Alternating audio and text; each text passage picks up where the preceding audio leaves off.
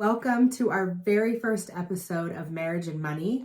Steve and I are so excited to bring this series to you, and we decided to do this series because we care deeply about marriage, about making marriage last and making it strong, and we know that money issues can come between even the best of couples. I put out to my community last week if you guys had any questions, and so we're going to go over those with you today. Yeah, I'm excited to go through your questions. We've got a couple pages worth. We're not going to be able to get to all of them. But Kacey and I, we've been married for 18 years now. And I would not say we have a perfect marriage. I would not say that we have always had lots of money or that we've always been the best communicators or that everything has always gone perfect. But we're still together. And we try to learn from each other and respect each other. And so we're going to jump right into 7 or 8 questions about money and about marriage. And so let's just jump right into it. Okay? I love it. All right. So myself, from your YouTube community says, my comment to marriage and money is, how do you separate finances so you still have a sense of independence and self so you don't lose yourself in your marriage and family life?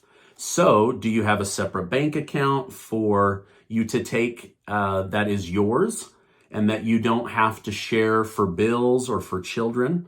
Additionally, do you have a family account that is allocated towards the family home and bills? This is a wonderful topic. I started way too young, and every relationship I have had has involved a situationship.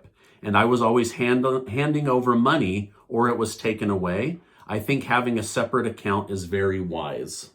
Okay, great question. So what's your opinion? I'd love to know what your opinion is about this. Okay, so I'm going to give some background on our situation with money. And then, I don't know that there's a perfect answer. I've been doing money for 15 years with couples, divorced people, widows, single. So I've seen it all, but for us, we chose very early in our marriage to have one bank account. So money goes into the account and bills go out of that account, vacations, groceries.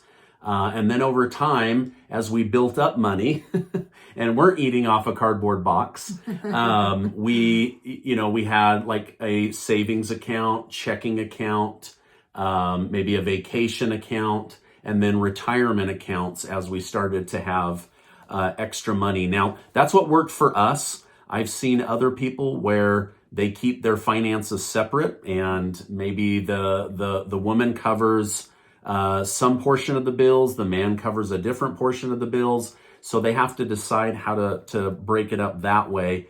She mentioned being involved in situationships.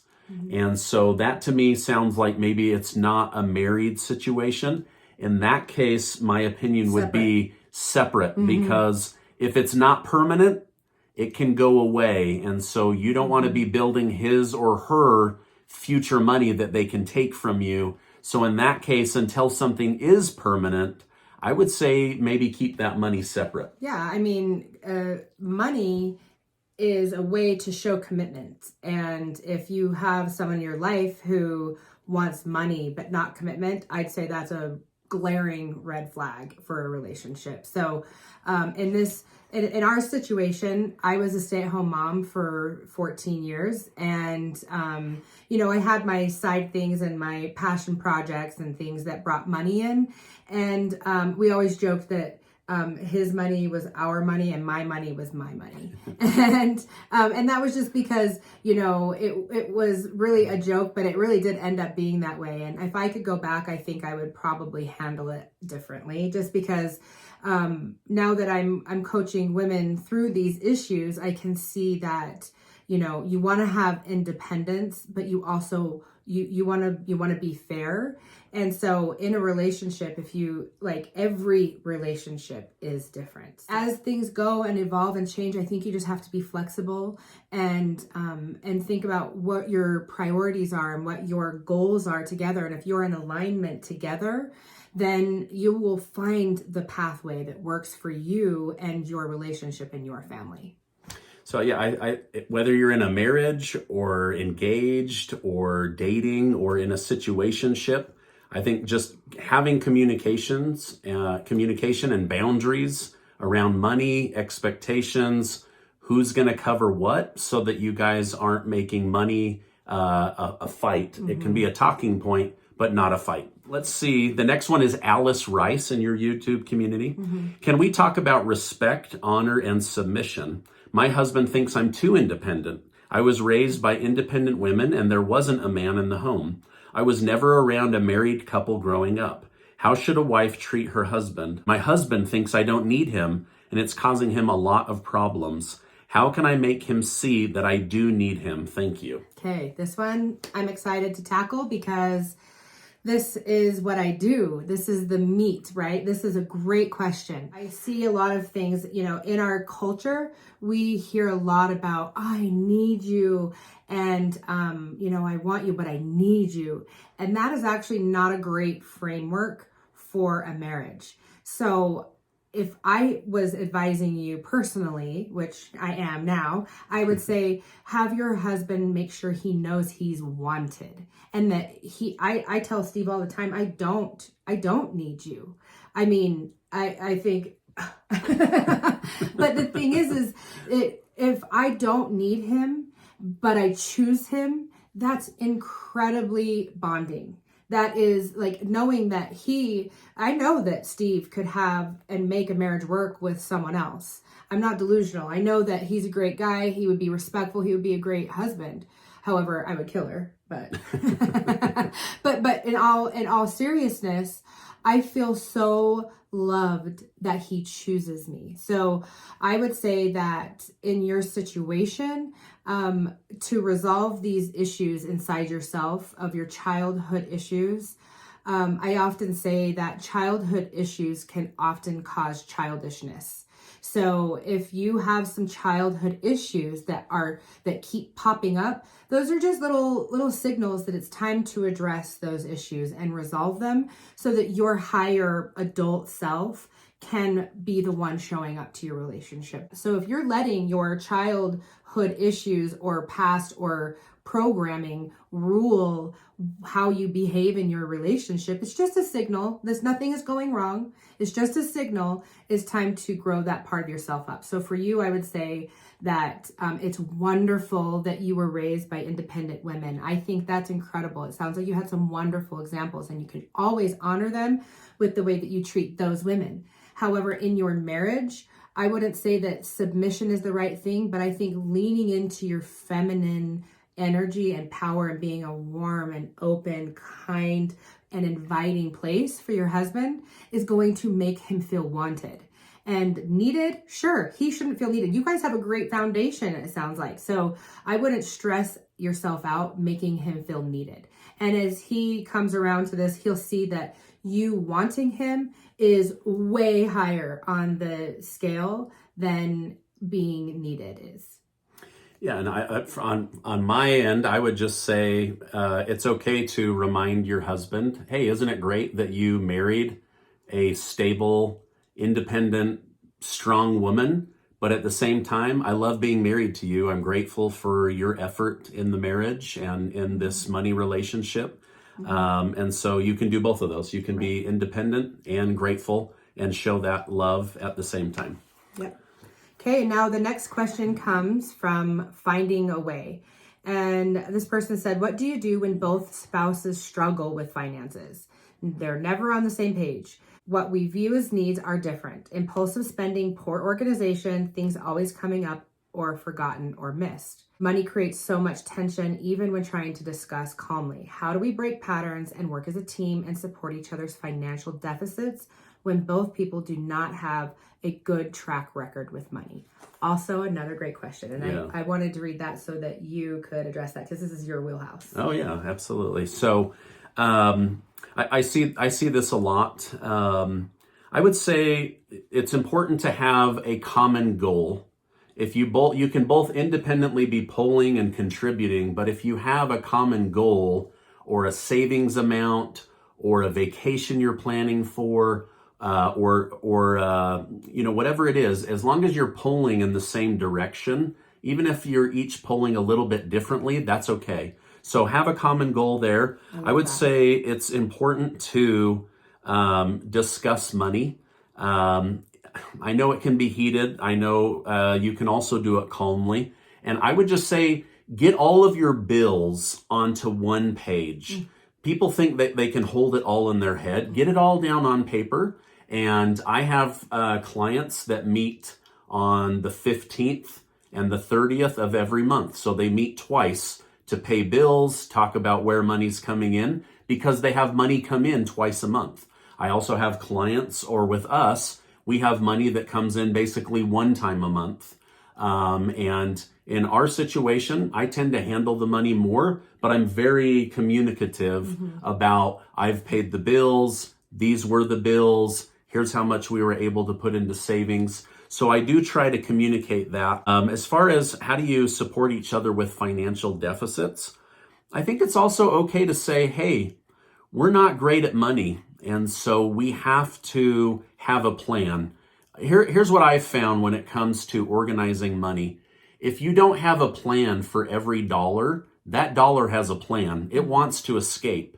And so money sticks with those that stick to a plan. And so have a goal set out of how much you want to save every month, how much needs to go to bills, how much needs to go towards maybe eating out or a vacation. If you organize and plan those into your life, then you have a plan for those dollars, and those dollars will stick with you, and you'll be surprised at how quickly they add up. But it allows you guys to communicate and be on the same page, as again, you can independently pull your own different way, but if you're pulling in the same direction towards a common goal, I think it helps out significantly. I agree. And I think on the relationship front part of that question, I would say, especially when it comes to the tension, I think it's good to remind yourself that money is a tool, and that if we assign a moral value to how we handle money, that's when the tension builds. So even Steve and I, we went through this. This was probably our biggest thing, is that, if somebody's more flighty with money, like I have been in the past, and sometimes in the current, but mostly in the past, the common goal, and this is something I always tried to remind you of, honey, was I have the same goal as you. And if I ever lose sight, a gentle reminder is better than a criticism. And so a gentle reminder is, hey, I just want to make sure we're on the same page. Do you mind if we sit down on X day in the future, so that both parties have time to sort their emotional feelings about it and be able to get clear on what their goals are? And so I think writing out your goals separately, coming together and seeing, wow, we actually have the same goals. We both want to travel. We both want to not work ourselves into the ground. We both want to have peace around money. So then once you realize that you're more alike than you are different, then you can come together and do the practical things that Steve was just talking about. So I would say separate your moral assignment, that your way is better, because the truth is they're just different. And we've been there. We get it. And that's why we're speaking so easily about it. This lady has been married to me through multiple stages, right? We have been poor but young. We have had money. We have been older and poor. Well, broke. Well, broke, yeah. Broke is temporary, poor is permanent, right? So we've been broke. Some of that is, I'm an entrepreneur, so my income is never consistent. Sometimes it's really great, and other times I wonder, where did the money go, right? Is it fleeing from me? So, out of your pocket. But we've lived through, our vows were rich and poor, and we've been through both of those. And so anyway, you guys can do it. You got this, right? Okay, Tracy Calloway from your community says, if one spouse is very money conscious and the other is not, what is the middle ground, and how do we lovingly get there? Now, does money conscious mean cheap? No. I don't know. Right? Careful. Don't call the money conscious one cheap, just from experience. I don't mind being called frugal. I hate being called cheap. So that's why I made a joke of this. I made that mistake one time, and I learned very quickly, oh, that is a trigger word. I got you. Okay. Okay, so here's a really great example. Kacey, is much more open to spending money and planning vacations and eating out. And money represents freedom and the ability to do things, right? It's in her mind, it's a tool.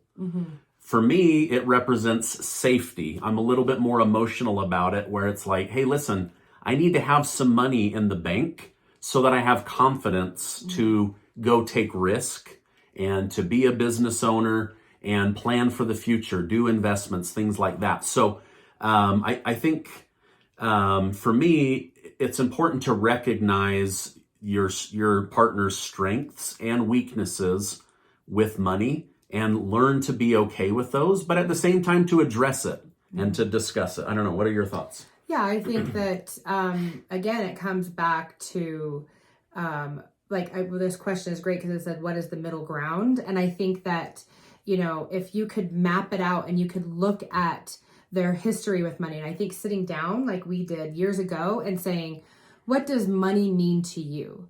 And then being curious about it versus being judging about it. And so for the first time, I really saw, and I feel really bad, like I really thought, I am not doing anything wrong. Like I didn't feel like a moral thing to go out and buy something that me or you even, or the kids needed or wanted. It was, if the money was there and it wasn't hurting anybody, I thought, what's the problem here?